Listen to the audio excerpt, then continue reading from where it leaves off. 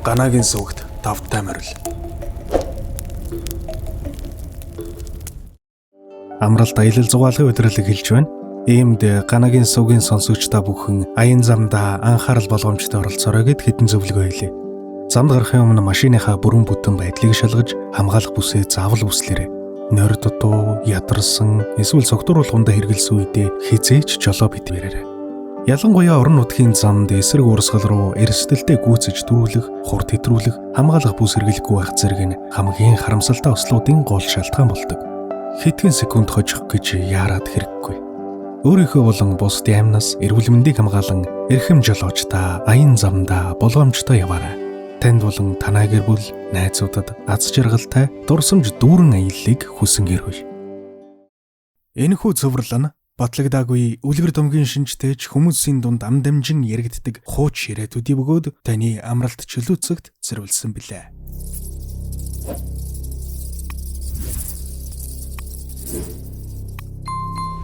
3-4-р хорооллын ард байрлах 6-р бичил хороололд төрсөн ихч болон үеэлэгчтэйгээ байр дүрээсэлж амьдардаг байхад тохиолдсон явдлыг ярив. 2025 оны 8-р сарын сүүлчээр манай хажуу айл засвар хийж хуучин тавилгаа солисон бололтой хогийн бункерийн хажууд нилээд том хивс, модон шкаф бас нэг модон ширээ гаргаад тавьчихсан байсан. Тэндээ 2-3 хонсон л доо. Бид хэд шиг түрээсийн байраар явдаг хүмүүс нүүдэл суудал ихтэй болохоор хүнд тавилга авдаггүй. Яг тэр үед том өрөөнөөс манай нагц ах нүгэд явчихсан байсан үе. Том өрөө маань ханаа дүүргсэн 2 том шкафнаас өөр тавилгагүй. Нэг л хоосоо харагдаж байлаа.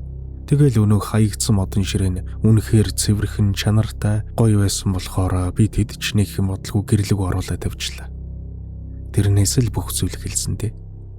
Уг нь манай тэр байрыг ээжээс маань эхлээд манай гэр бүлийнхэн сүүлийн 10-аад жил түрээсэлж байгаа. Бид маш олуулаа, заримдаа бараг хориулаа шахуу бүжгэнж амьдэрдэг байв. Том өрөө гал тогоог дунтаж болох бүхий л газарт хуваарлагдаж унтдаг байсан ч жижиг өрөөнд зөвхөн ээж бит хоёр л унтдаг байсан юм. Учир нь өөр хүн дэн унтахаар л байнга сүнсэн даруулаад байдаг тул унтаж зүрхлэх хүн хэр барагтаа олддгүй анхнаасаа л нэг тийм юмтай байр байсан юм л да. Намайг ээжтэйгээ хамт амьдарч эхлэхээс өмнө ээж нэг өдөр өрөөндөө ганцаараа унтж байтал гинэт хүн шанга шүгэлдэж эсрэг шиг чимээ гарч л дээ. Ээж гадаа хүүхдүүд тоглож байгаа байх гэ тоолгүй унтаад өгч. Гэтэл маргааш өглөө нь босоод хартал аваа дуудаагүй байсан шин толь нь яг голоороо сэтэрчихсэн байсан гэсэн. Тэр явдлаас хойш байрандаа засал хийлгэж гайгүй болсон ч гэсэн жижиг өрөөнд унтахаар дардаг хэвээрэл байлаа. Яванда тэр байрнаас манай хамаатнууд нэг нэгээрээ нүүж хамгийн сүүлд 2 ихчтэйгээ бид гурвал үлдсэн хэрэг. Нөгөө модон ширээг оруулаад эхний хэдэн өдөр юу ч мэдрэгдээгүй. Гэвч удалгүй том өрөөнд эсвэл гал тогоонд 2 хүн хоорондоо шивнэлдээ идэж байгаа шиг хэрэлдээд идэж байгаа шиг сонин чимээ байнга дуулддаг болсон. Бид гурав том өрөөндөө бараг ордоггүй болохоор байнга гэрэл нь унтраастай байдаг. Дээрээс нь коридор болон гал тогооны гэрэл шатаад 3-4 сар болчихсон үе. Өглөө гараад шөнө ирдэг болохоор гэрэл солихыг нэг чиг тоодгүй л байл. Магадгүй тэр харанхуй орчин нөгөө зүйлийг улам хүчтэй болгосон байх л гэж боддог юм. Ояванда улам дамжирч өдрийн цагаар хөшгөө хагаад унтахад хүртэл маш хүн дээр дардаг боллоо. Нэг өдөр ихч бит хоёрын амралт таарч өрөөндөө хөшгөө хагаад унтж байтал би сүнсэн даруулчихсан. Ихч намайг сэрэх гээд хэд удаа чангаар дуудсан ч би огт сэрээгүй. Тэгээд ихч бүр аргаа бараад намайг дуудаад орилж байтал зэрэгцээ тэнийгэн ихчийн амыг таглаж хааснаа миний чихэнд маш сөнг эрэгтэй хүний хоолоогоор "Өө ихч чин дуудаад байна" гэж шивс. Тэгээд л би цочоод сэрчих. Энэ явдлаас хойш удалгүй би үүрийн 4 цаг хүртэл том өрөөнд ханз давтаж бичээд сууж байлаа. Гэтэл гэнтэл коридор гал тооны өрөөнийхөө нэг л эвгүй санагдаад явчихсан. Тэр мэдрэмжнээс болоод би өрөө рүүгээ орхоос ч төвөгшөөгд за эндээ унтчихъя том өрөөнийхөө гэрлийг унтраагаад диван дээр хөнжлөө толгойд өрөө нөмрөд гэвцсэн. Тэгтэл хэвдээд удаагүй байтал хэн нэг миний нөмөрч байсан өнжлийг араас минь шууд хуу татсан. Яг л хүн гараараа хөнжлөөс зуурж нугалж угаад хүчтэй үгс татгцсан илт мэдрэгцэн л дээ. Тэгээд л бид өмнө нь байсан нөгөө зүйлэл дахиад идвэгччлээ гэж бодсон. Урд нь олон хүний эрчим хүч бүжгнан дунд дарагдаад байгаа нь анзаарагдаггүй ажилтай л гэж бодсон. Шинэн гарахын өмнөхөн манай нэг мэдрэг сахиустай ихч маань бидэн рүү гэнт залгаад танаад хүнээс авсан доошоо харсан бор өнгөтэй гадна тал нь арцгар нэг юм байна. Тэрнийг хурдан гаргаж хай гэдг юм. Битгуруу үнэхээр хүнээс авсан тийм зүйл байхгүй гэд хайгаад олоогүй байсан ч бодож нөгөө модон ширээ болохыг мэдсэн. Тэр ширээн дээр битгуруу мянган хэсэгтээ пазл эвлүүлээд тавьчихсан байсан нь манай нөгөө эгчид гадна тал нь арзар гэж харагдсан хэрэг байж. Игч яг одоо өдрийн цагаар гаргаж хай гэж сануулсаар байхад нь би тэд хинэггүй зангаас олж байлгасаар шөн болгочихсон юм. Тэгээд шөн дунд нөгөө ширээгээ чирж гаргаж тавьж хаад байж байтал эгчийг ажлынхан дуудаад гэрээс гарсан. Гэтэл эгч тэр оройд л хөлөө айхтар бэртээчгээд ороод ирлээ. Бодвол нөгөө зүйлээ ширээг нь гаргаж аялаа гэд хариугаа авсан тэр баг.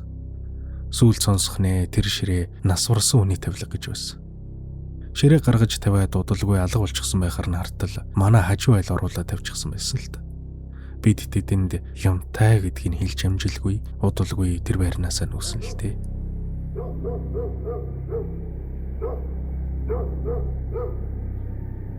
Илүү олон сонирхолтой хууч яриа болон бусад контентуудыг үзхийг хүсвэл Ганагийн сувгийг subscribe хийж хажууд нь байгаа хонхыг дарж идэвхжүүлснээр бичлэг орох бүрд танд цаг алдалгүй notification-ээр мэдэгдэл очих болно. Баярлалаа.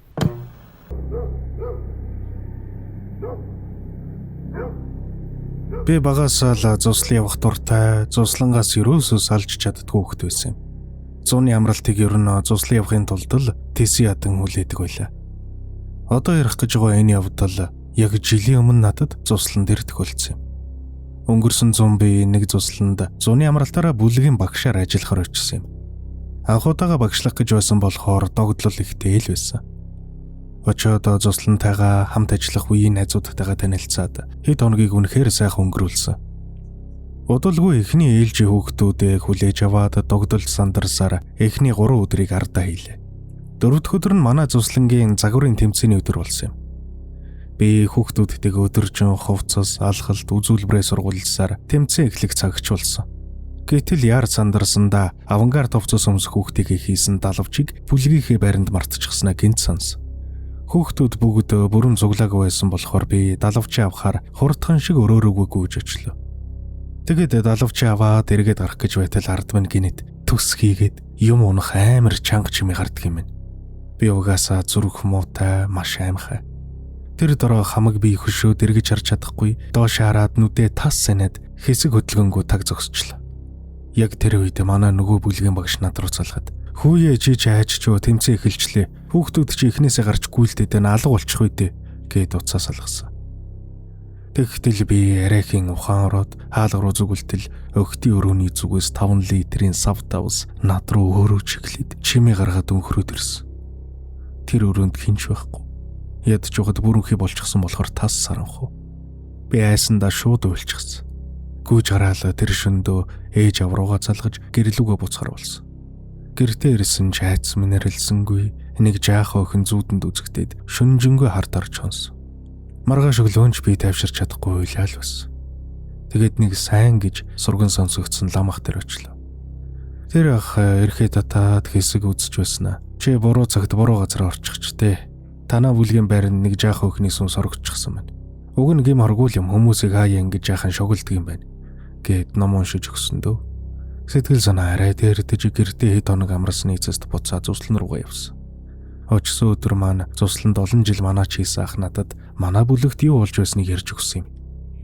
Тэрний ярьснаар 2007 онд яг манай байрлаж байсан тэр бүлэгт 8 настай нэг охин дээр үеийн бүрштэй орон дээр өсөрч тоглож байгаад хүчтэй өсрөх үедээ хүл алдаж унаад газраас цухаж байсан хадаасан дээр толгоогоо мөргөөд харамсалтайгаар нас орсон гэсэн.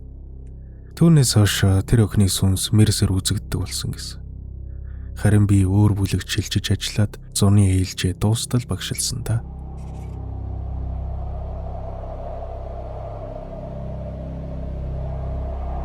Та яг одоо Ганагийн сувгтай хамт байна. Өөртгөлцсөн энэ жигтэй явдлыг зөндөө бодсны эцэст хуваалцахаар шийдлээ. Одоогоос 2 жилийн өмнө болсон явдал юм л да. Манай ах сургуультаа маань ойрхон нийтийн байр түрээсэлдэг байсан тул бид хоёр хамт амьдарч эхлэв. Эхэндээ бүх зүйл зүгээр амар чимрээ байл. Гэтэл гэнэтгэн л шүн дунд юун мэдэгдэхгүй хачин чимээ хүний өөлөх дуудуулдаг болчихлоо. Анхудаа тийм зүйл сонссон болохоор үхтлийн айж за би л хийм сонсож байгаа хаа гэд өөрийгөө тайвшруулахыг хичээгээд нүдээ тас санаа дундчихдаг байв. Шөнө хар дарахад яг юу зүүдлээд байгаагаа сайн мэдэхгүй ч нэг нь ялах хүүхэд тасралтгүй уйлж над руу хараад үг нь ойлгогдохгүй сонин зүйл үглээл. Гинэт цочид зэртэл би юм нь огт хөдөлж чаддгүй, амнаас ганц ч үг унахгүй, өөлөх гэсэн ч нүлмэс мөн гарахгүй таг гацчихсан. Зөвхөн нүдэл хөдөл. Сайн харах нэ, миний цээжин дээр харанхуйд нэг сэгсрүүстэй аимшигтэй дүрс өөдөөс ширтээд сууж байсан та. Айсандаа нүдээ тас аньсаар дөөлдөж ядраад нэг мэтгэд унтчихсан байв. Энэ явдлаас хойш би байнга хийм харж сүнсэн даруулдаг болсон тул аргаа бараад гэртээ ээж дээр очиж амьдралаа. Гэвч гэрийнхэндээ юу болж байгааг хэлж зүрхлээгүй. Гэтэл нэг өдөр ходоод хөвлийн хэвээр аимшигтэй өвдөөд тэрнээс хойш юу байнга л өвддөг л. Өвдгөрөө зүгээрчгүй газар өвхөрч унтлаа уйлна, шүнжин нойргүй шанална. Ээж сандарч эмнэлгээр сар гаруй явсан ч ямар ч онш олдсонгүй. Аргаа бараад нарийн шинжилгээ хийлгэхээр эмнэлэгт хэвтэв. Өвчин намдаах эмлаа юу ч тус олсонгүй. Эмч нар намайг өвдөхөд байлтай бишгээд жирэмсний төрөлтийн өвдөлтөнд хүртэл хийдэг их хүчтэй тариа хүртэл хийж өгсөн. Тэрийг хийлгэхэд ердөө 2хан цаг л намдаад буцаад тарчилж гэлэн. Ийм байдлаар эмнэлэгт 2 сар гарan хэвтсэн ч онш тодорсонгүй, бүгдээрээ л шантарч гүйцэндээ. Тэр үеэр ээжийн ажлын нэг найз бөөгч байдгийг санаж хамаг байдлаа хэлсэн ч өөрийнхөө хийм харж даруулдаг тухайгаа нуучлаа. Тэр ихч надад уулзаа шуудлаа. Миний дүү гинэт шалтгаангүй уурч хүрдэг үү? Зүгээр өжөө толгойн эргэдэг үү? Бас хүүхдийн ойлгох дуу сонсохоор дотор чин сонирн болтгоо. Гэлээ зөндөө асуулт асуув. Бүгд яг таарч исэн. Үнэхээр ч тэр үед миний зан ааш танигдахгүй болтол өөрчлөгдөж ээжтэйгээ байнга хэрэлддэг болсон байсан. Тэгэд бөөгч за өвөөгөө буулгая гэд намайг авч явсан. Таглийн гэрт нь ороход цаанаа л ухаан балартаж хөдрөг хингэргийг нь хараад яг л галзуу хүн шиг учиргүй инээж өхрөөд хэлсэн гэсэн. Онгод буугаад над руу харснаа. Чи биедээ юу оруулчихсан балчирвэ гэд нилээд иширцэн. Тэгтэл төрөөд 2 сарч хүрэлгүй бурхан болсон ялах хүүхдийн сүнс миний хөвлөд үүрэлчихсэн байж. Өвөө тэр даруй засал үйл хийж тэрнээс хойш би минь их тэрдээ өмнөх хэвэнд орсон доо. Гэвч би зүгээр болсон ч хийм харах нь бүрэн арилаагүй. Коридор дулаан дээлтэй эмэгтэй над руу ширтээ зогсоод байдаг болсон. Бөөгчд дахиж очиж үзүүлтэл өвөө буугаад яасан сони милиметр балчирвэ гэд нэг хонхогч зүүн хөлөндөө зүгээрээ гэсэн. Тэрнээс хойш харах нь бүр мөсөн болоод амьдрал минь зүгээр болсон л доо. Одоо ч гэсэн хамгаалтын хонхоо авахаар дахиад элдв зүйлс харагдах гээд байдаг. Юм гэдэг үнэхээр сонир. Өмнө нь бөө мөө гэж ерөөсөө сонирхдаггүй тоодогчгүй байснаа. Өөртөө тиймэрхүү зүйл тохиолдсны дараа бөө мөргөл гэдэг зүйлийг утгаар нь биширж шүтэж явдаг болт юм билээ.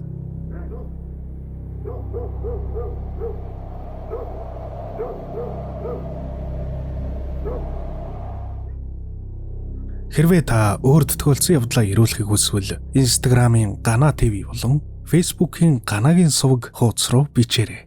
Таны крилэр цэгцтэй алдаагүй хэмэл оюун ухаанаар биш зөвхөн өөрөө бичсэн бичвэрийг уншиж үзээд газар ус хүний нэр он цагийг нь өөрчлөөд оруулах болно. Маш олон хүн болсон явдлаа явуулж байгаа учраас мессеж бүрт тэр дор нь хариу өгч амждаггүй. Гэхдээ заавал хариу мессеж voice явуулдаг шүү. Баярлалаа. Дараагийн дугаараар уулзцгаая. Миний оруулж буй бичлэгүүдийг цагаалдалгүй, алгасалгүй үзхийг хүсвэл subscribe дарж, хажууд нь байгаа хонхыг дарж идэвхжүүлээрэй.